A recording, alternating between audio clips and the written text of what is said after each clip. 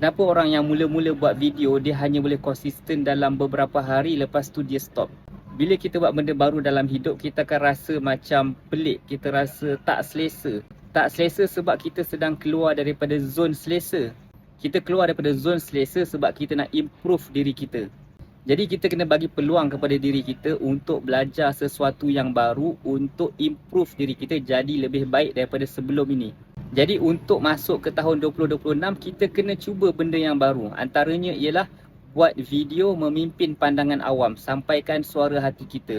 Perkara ni tak akan berhasil dalam tempoh 2-3 hari. Ia memakan masa berbulan-bulan. Tetapi apabila kita ada matlamat yang jelas, keinginan yang padu, kita akan lalui juga perkara tu walaupun susah, dan lambat laun ia akan membuahkan hasil. Saya sendiri mula buat video pada Februari 2025 dan pada hari ini saya telah mempunyai puluhan ribu followers.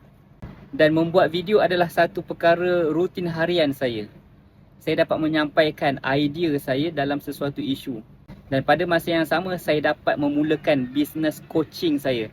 Saya ajar orang upgrade diri dengan membuat video. Dan saya Muhammad Firdaus Salihuddin, saya buat video dan ajak anda semua buat video, sampaikan suara hati, upgrade diri, capai matlamat untuk 2026.